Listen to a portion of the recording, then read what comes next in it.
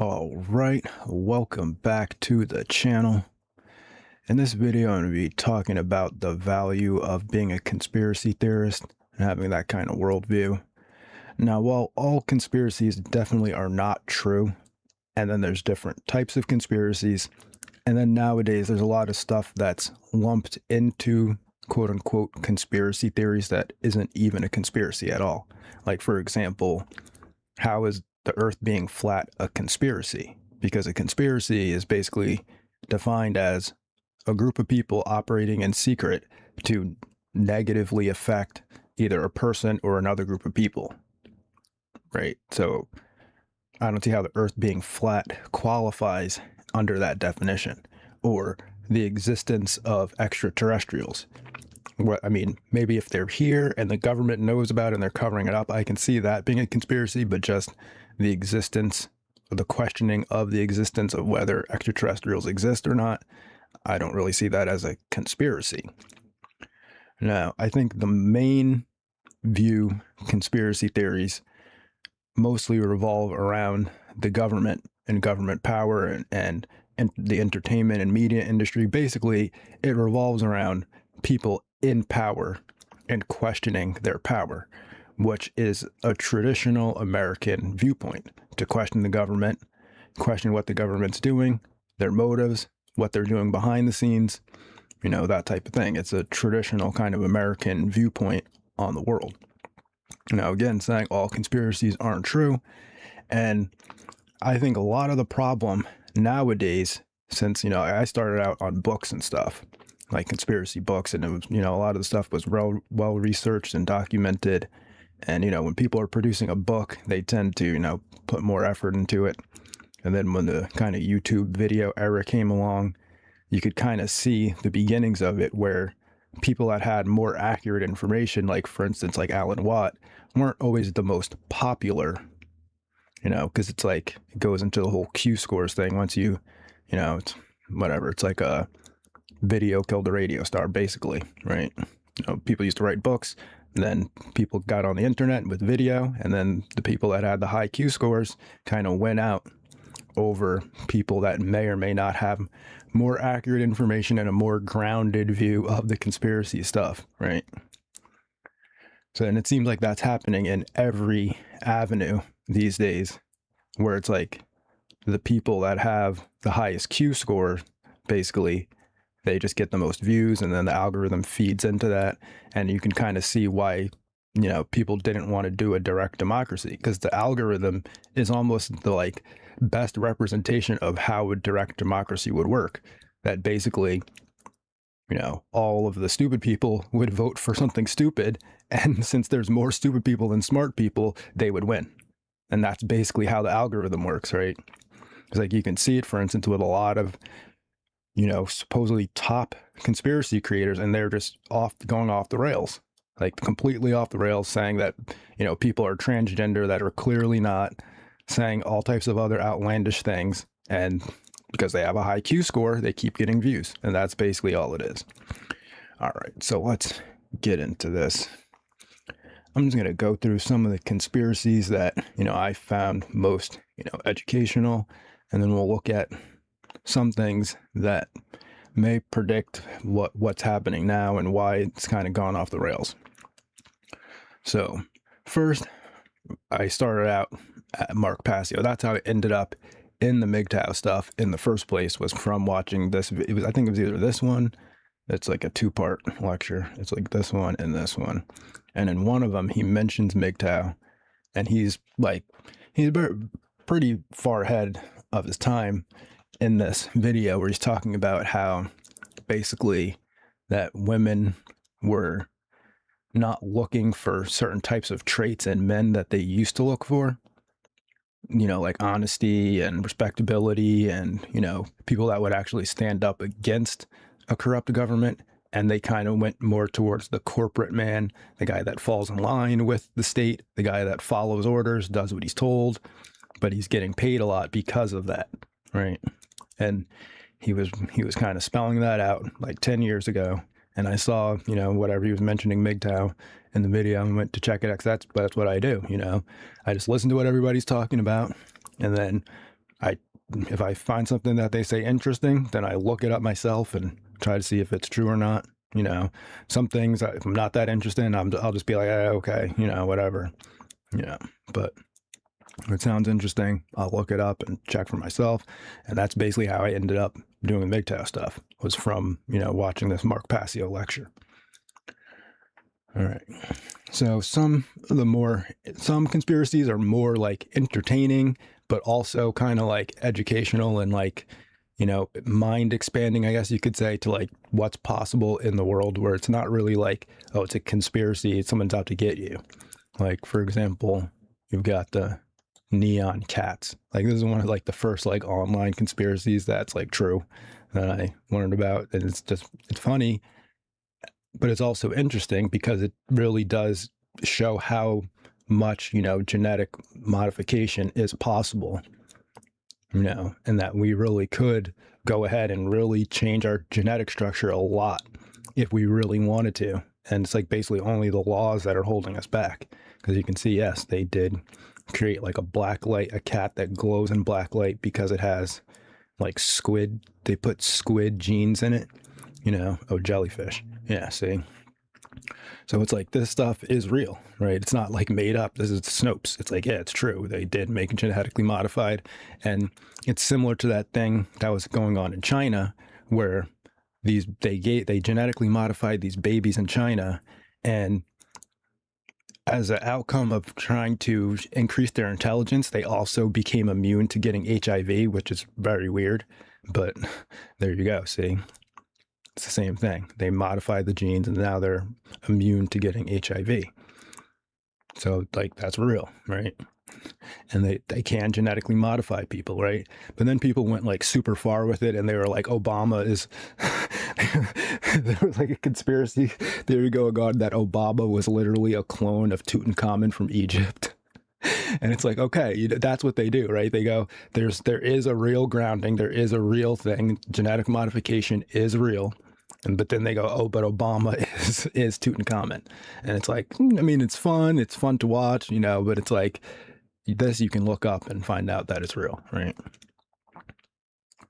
Then, of course, like DARPA challenges, that has always been very educational, entertaining, you know, plus it gives you an insight into also the media structure and how the media structure is influenced by the military. Because like, remember I was covering Short Circuit? It's like that robot was created by DARPA. And in the 80s, most people had never heard of DARPA or cybernetic robots outside of like Terminator or something like that. But it's like they were already developing this stuff in the 70s and 80s, right? And then to find out that DARPA was originally ARPA, and that the internet was originally created basically like in the 70s, that they had already had like a prototype version of the internet that was used only between like scientific research labs and the government and stuff like that. It wasn't available to the public, but there was an internet all the way going back to like the 70s. You know, it's kind of interesting just to think in those terms and understand a broader like view of history from a conspiracy point of view, right? And then we can see some of the challenges that they're working on this year.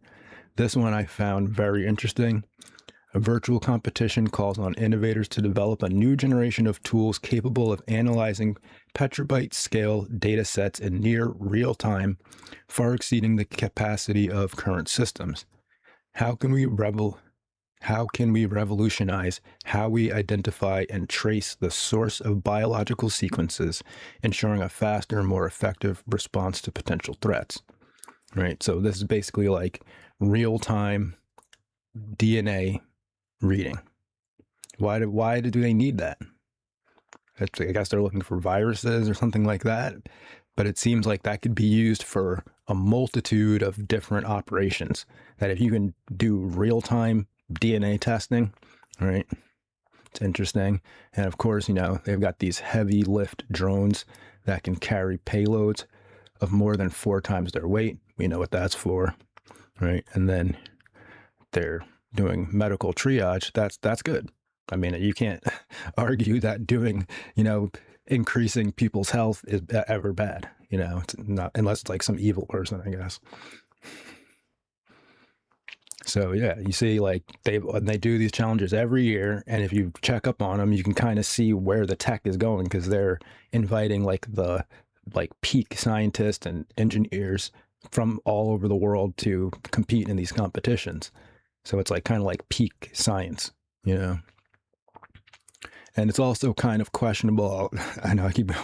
It's also kind of questionable because think about it. Like if you pay taxes, your tax money is funding all of this, right?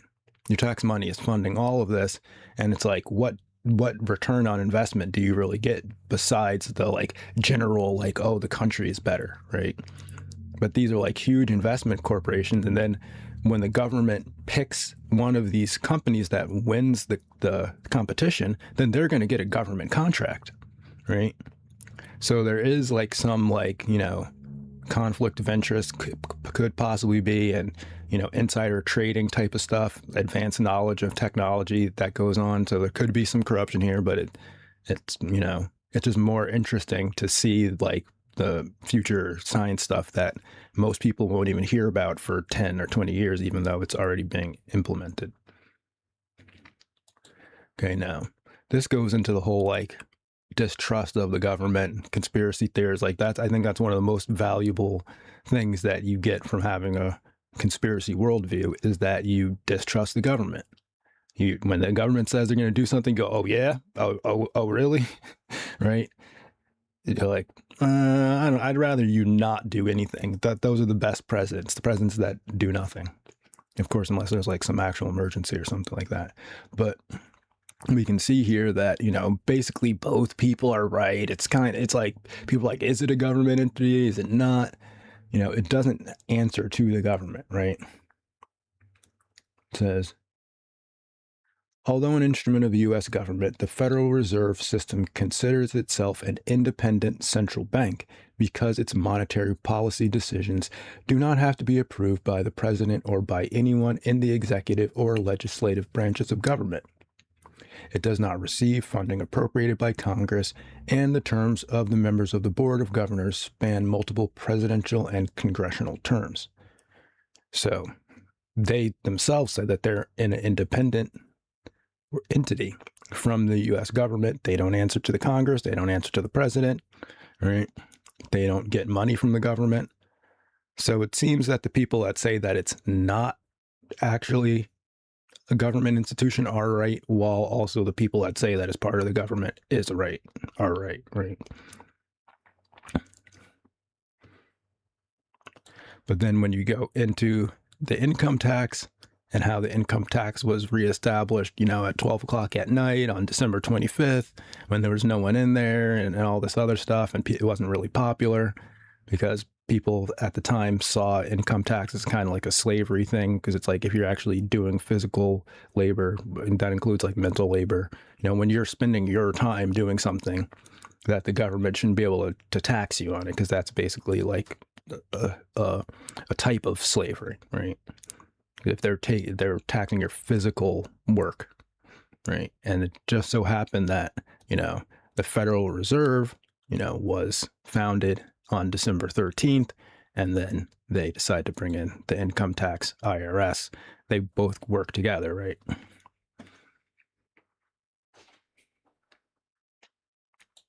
Okay, now this one is on the Sandy Hook one, where a lot of people were saying, oh, it's just completely obvious that it was real and there was no question. Anyone who was questioning it was a complete retard. But this was one of the main pieces of information that people were basing the fact that it was fake on. And it was revealed in Alex Jones' trial that, yes, the FBI records of the deceased children were not publicly available. So when people were questioning it, I remember this, there was a lot of people that were questioning. It wasn't just Alex Jones. And at the time, several people, several independent, you know, content creators had called, you know, that town, wherever that Sandy Hook is in, right? And asked for the records at the mortuary or in the town. So, and then they looked on the records and they were expecting to see, you know, about 30 deceased children of elementary school age all died on the same day in that town. and the records were not there. So people went, they said, hey, look, there's no records of dead kids. So that means, it's kind of like, a logical conclusion that if there's no record and towns keep records, then therefore something's weird, right? Obviously. But it's revealed that they don't make those publicly available because probably who wants to move to a town where, the child mortality rate of elementary school kids is like 30% or something like that, because probably for like insurance purposes or some other type of record keeping purposes that they probably just recorded as one event, like a mass casualty event, instead of, putting every kid in individually. That's just my guess, but you can see why people had like people weren't just like completely just making it up whole cloth. This was one of the like primary pieces of evidence that people believed that it was fake because there was no public record of the deceased children, right? Then again, going into the whole worldview of why people were questioning Sandy Hook in the first place is similar to the Parkland High thing, where the view at the time was that left-wing anti-gun groups were either staging or being around mass casualty events in order to push for, gun banning and all types of gun banning, right? And that was basically the overarching view of when we would see these events. Some of them were real. Some of them we thought were like staged because there's always these questionable things. Like if you watch Quantum of Conscious, he goes really deep into it, like where he's like, this guy says he was shot in the neck and he's doing an interview and he's got the video of the guy doing the interview. And he's like, if I was shot in the neck, I would stay in the hospital, like regardless of like how I feel. Or like the one kid was like grazed in the head supposedly, and he was out of the hospital. It's like, but bullets do weird things. Bullets do weird things. And when you get shot, it depends where you get shot, and they're hot, it could cauterize the wound, or, if it just grazes you, it's not really going to, debilitate you. But it is at the same time, we're already questioning, why all these left-wing activists are coming out of the woodwork trying to ban the guns every time one of these events happen. And then so you can see how people kind of put two and two together, maybe a little bit too much. We were going a little bit too hard on it.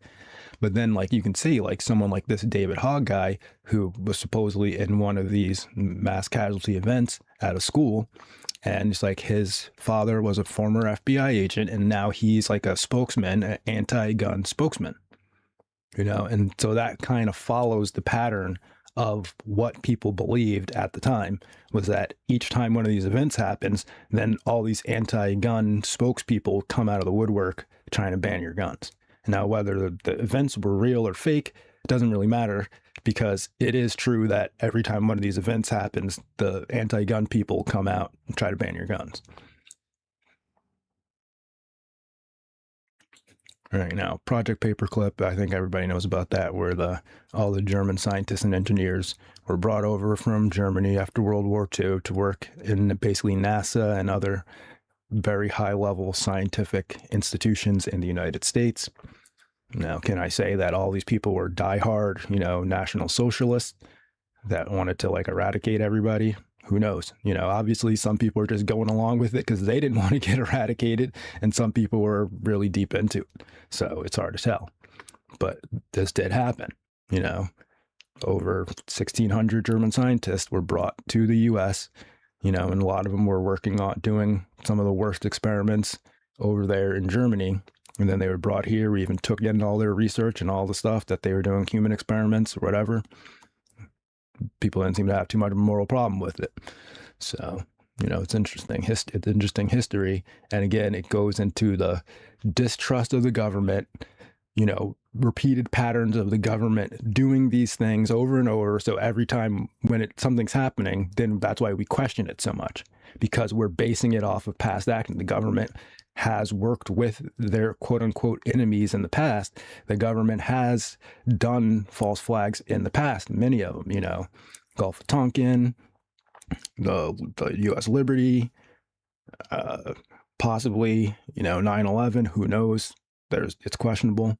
But again, they always, even whether they do it or not, it's always at the perfect time for them to perfectly benefit. So after a while, after like it happens like 5 or 6 times where the guy's there and he's perfectly there at the time to benefit, you start to question, does he have foreknowledge, right? Because it is very coincidental after like the 6th or 7th time when you're just in the right lucky spot at the right perfect time to just get your thing going and everything going your way like perfectly every time.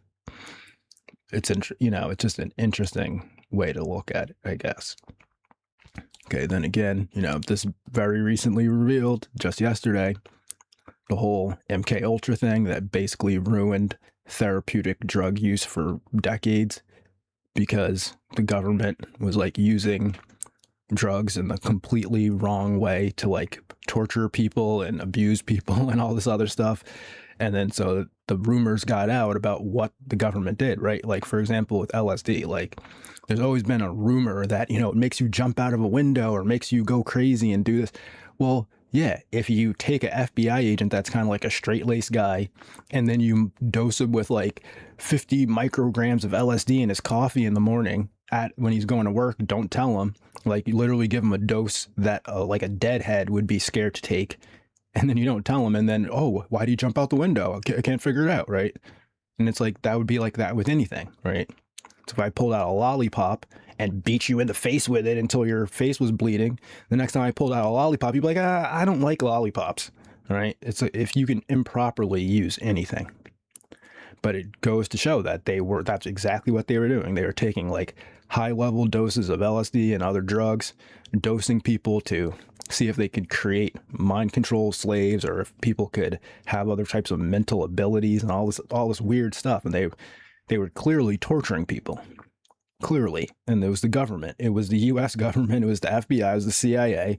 And they clearly had no qualms about basically kidnapping and torturing American citizens. No problem. And this was in like the 60s and 70s and 80s. So to scoff at someone that questions what the government is doing, it's almost like you're crazy. It's like it just didn't happen that long ago. Like, some of the people that were involved in this are still alive. Right? They were physically like, you know what I'm saying? Like, giving people doses of LSD that would make a deadhead just cry, and then subjecting them to mental, overstimulation and physical abuse, electroshock. Come on. And it's all proven, it's all documented, right? And it was the US government was doing it. So then when you're like, oh, why are you questioning the government? Why are you questioning COVID? Why are you questioning this? Why don't you believe that? Why don't you believe mainstream? Bro, it's obvious. It's pretty obvious. All right, you got the Tuskegee experiment. Don't even have to go over that. Everyone knows about it. They just gave black guys syphilis to see what happened. It's like, yeah, let's just see what'll happen. They're like, whatever. We're not even gonna get into that, but that happened a long time ago. But that's one of the reasons why black people don't trust the government. That's why a lot of black people didn't take the COVID shots, specifically because of this, because of the Tuskegee experiment. Black people are like, hey, wait a minute, this sounds familiar. This sounds real familiar, right? And it's like, again, question the government or not? Who's crazy? The people that question the government or the people that just go along with the government, right? It seems to me that I'd rather be around people that are at least asking the questions, even if they're getting the wrong answer, than the people that are like, oh yeah, just shoot. What is that? Oh, experimental. Stick it all in. Yeah, 6 times, 8 times. Oh, what? The thing that I was supposed to be scared of was basically just like a regular cold. Oh, I didn't know. Oh, so it's like, yeah, you see, like, it's like, to act as if someone's completely insane for questioning this type of stuff, questioning the government, questioning medical institutions, questioning media monopolies and oligarchies, right? To just act like, oh, it's complete insanity. It's like, no. People get things right and wrong in all avenues of life. They're just like these COVID doctors, right? They were some of the highest ranking doctors in the world. They were wrong. You don't see anyone going after them and saying, oh, the World Health Organization is completely discredited, right? Which it should be. They literally locked down the planet for like 2 years, ruined millions of people's lives, killed people, whether you think it's from the shot or from the lockdowns itself causing economic problems. Either way, right? And they all did it just on a hunch, on a guess, and to make a ton of money selling vaccines, some of which were even deactivated because they weren't kept refrigerated and all this other stuff, right? And then you're like, oh, if you question this, you're insane, right? It's like everyone gets stuff wrong every once in a while. Like, these scientists got it real wrong, right? Then we have the Internet of Things. This, what we were talking about like 20 years ago, you know, that eventually everything was going to be connected to the internet, and they're going to scan and monitor everything you do all the time. Everything's sharing data, collecting data, manipulating data, and then sending the data to the company so that they can, you know, figure out your patterns, your behavioral patterns, and all this other stuff to further manipulate you. And now I think we can see that this stuff's going on. See, and it's like not all this stuff is bad. If we're in control of it, it's fine. But it's just when a secretive government organization that clearly doesn't seem to have the best interest of the citizens that already exist in the country, then you have to question. You know, yeah, it all sounds good. It all just like the Elon Musk brain chip, right? Oh, it's just to, you know, heal paraplegics and maybe give sight to the blind. But it's like, bro, have you ever tried using Alexa? It's like, can you imagine having Alexa in your brain and you're like, Alexa, do this. And then it's like, oh, what did you just say? And it's like, gives you like the, it's like, oh, did you say to play Metallica as loud as possible for 10 hours? It's like, no, I said to, to order food. And it's like playing Metallica at full volume for 10 hours, cannot stop. And you're like, no, that's not what I asked for. But that's exactly what you're going to get in your brain. Right. And then this was another conspiracy that, you know, David Icke was talking about 10 years ago, I would say, where he made the claim that, you know, your Wi-Fi in your house could basically be used as a radar system in order to create a lifetime 3D map of the entire interior of your house. And here we go. We have Cyber Maddie video that just came out like a couple days ago. And she's talking about the same thing, that now Wi-Fi is in your house. This is showing a graphic of what she can do with the Wi-Fi. She can see a person in a room, see what's in the room, see the size of the room, all that stuff through the Wi-Fi. Because it's just like sonar, right? It's sending out a wave, and then the wave is bouncing back to the receiver. So it's just like the same way that sonar works when they shoot the ping down to the bottom of the ocean, and then it maps out the bottom of the ocean, and then it sends the ping back to the transceiver, right? And that's it. And they can basically see the inside of your house, see who's inside your house, see like the basic like setup of your room and all this other stuff through the Wi-Fi system, right? And it's a conspiracy theory. This is David Icke. This David Icke was talking about it 10 years ago. But Cyber Maddie's like a high-level cybersecurity expert, and she's talking about it. Highly recommend that channel. You watch that for a while, and you'll be like, oh, I'm scared of technology now. All right. Then we had the Facebook Cambridge Analytica data scandal, where it was revealed that not only was this British company was collecting the political information of all citizens of the United States, running it through some high-level AI, and then manipulating people through advertisements that they were putting on Facebook. Like, they were using high-level AI to basically change people's behavioral patterns in direct context with voting in the 2016 election, right? And it was also used during Brexit.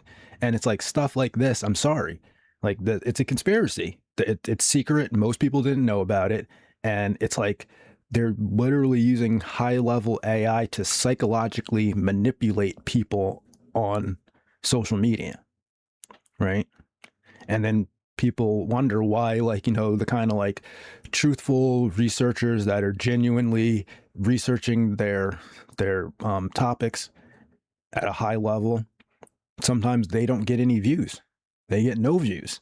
They might be 10 times more correct than someone in their same genre that has 2 million subscribers. And they're getting like, 1,000, 2,000 views. I'm not even talking about myself. There's a lot of people that I watch on YouTube that are very knowledgeable about their topics. They can go on for like 2 hours about their topic, and they're getting like 1,000 views per video. And then meanwhile, other people are complete BS, complete BS. And they're getting like, 1 million views per video, 500,000 views per video. They're getting invited onto every show. And that's all it is, because the people that run those big like interview shows, they know how it works. Like if you watch Mr. Beast, not Mr. Beast show, but like if you watch Mr. Beast like interviews where he talks about how the algorithm works, yeah, these people know. It's like they don't care what you say or do. All they see is that the algorithm is feeding people to you, and then they have these like big platforms where they bring all the people on, and that's what they do. Then your like kind of like boosting algorithm combines with their boosting algorithm, and then it like double boosts both people's algorithm.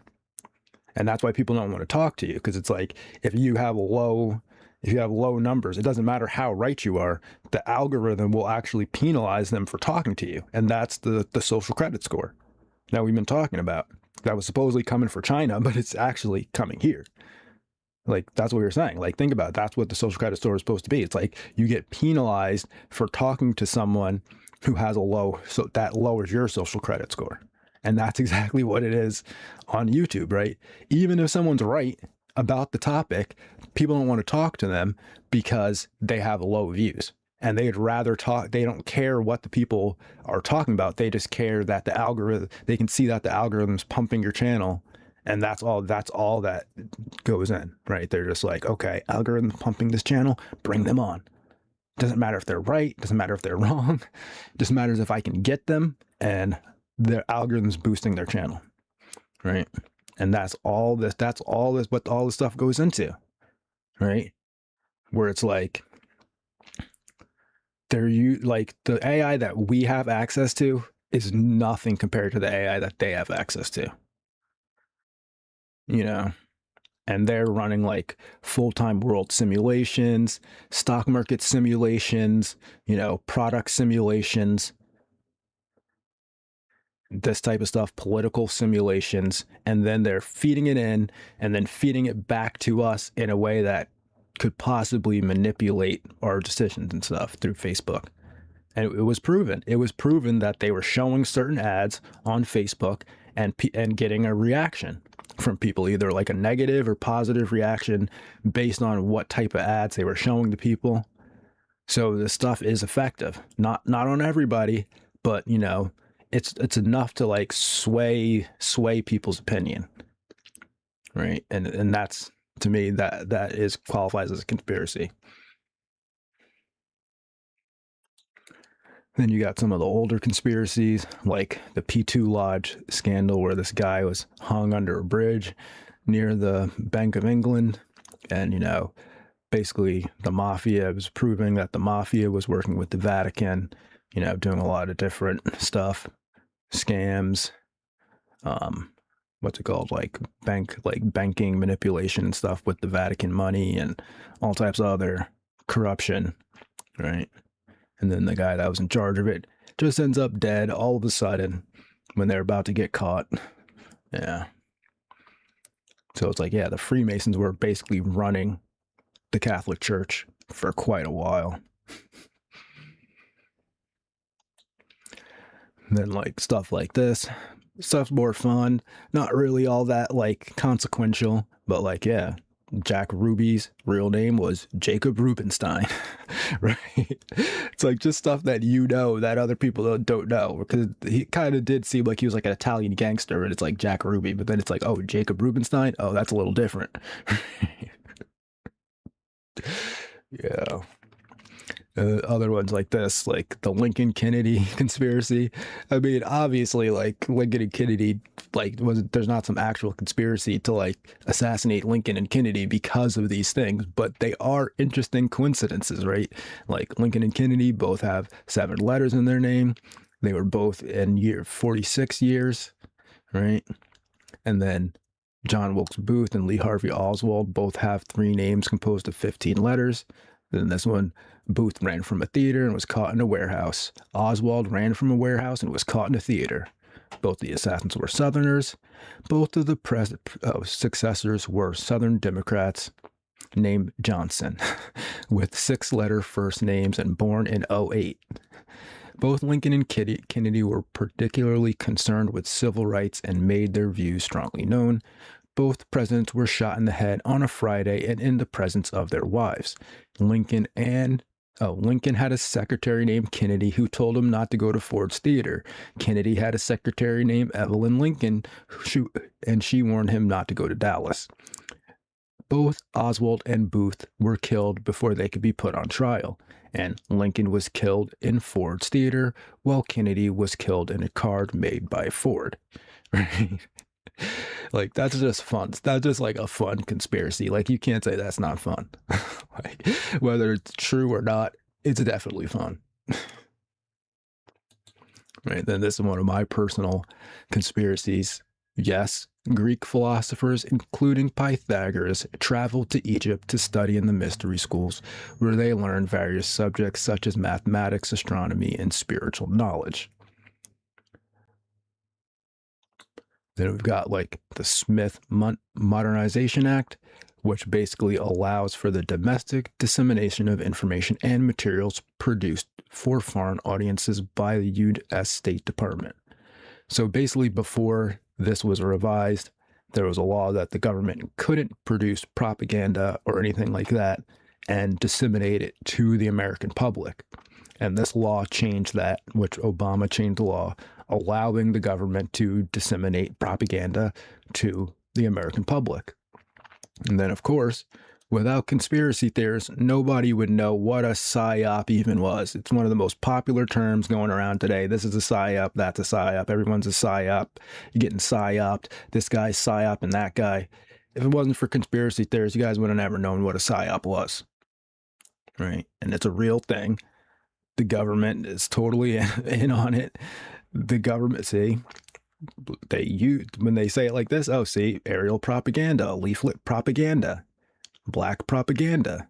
Maybe that's what I'm doing. Right? But seriously, like, it's like, see, the government is involved in propaganda and psychological operations.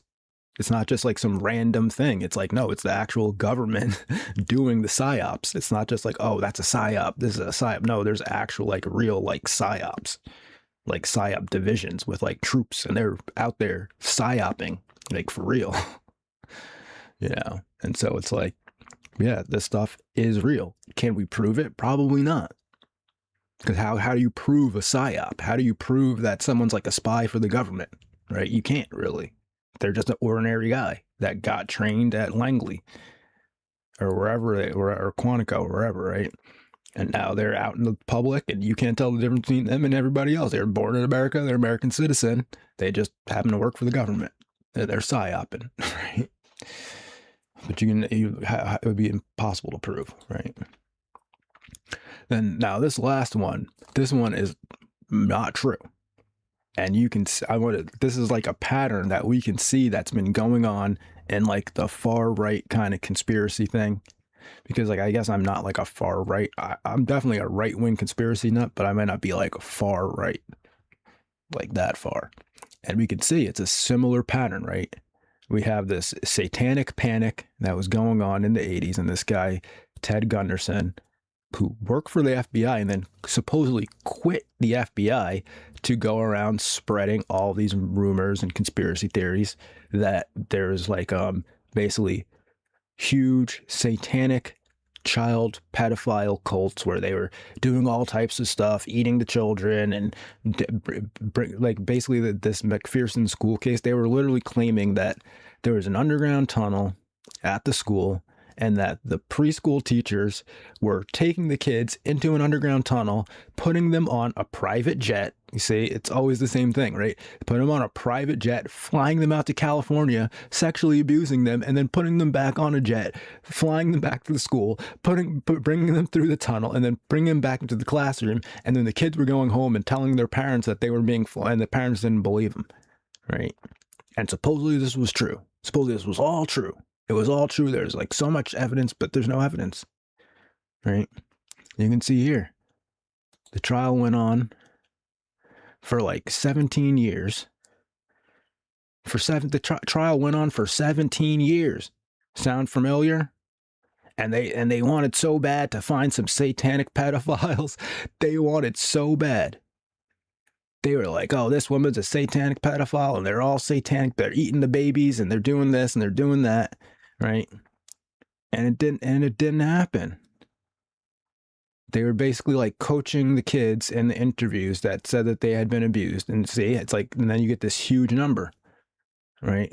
See, the allegations were highly suggestive and invited children to pretend or speculate about supposed events. And then after they do that, then they say, oh, look, see, all these children had been abused, even though they were coaching the kids, right? And it's similar to like a recent thing, right? Where it's like, oh, there were so many people maybe there was one or two that were genuinely being abused.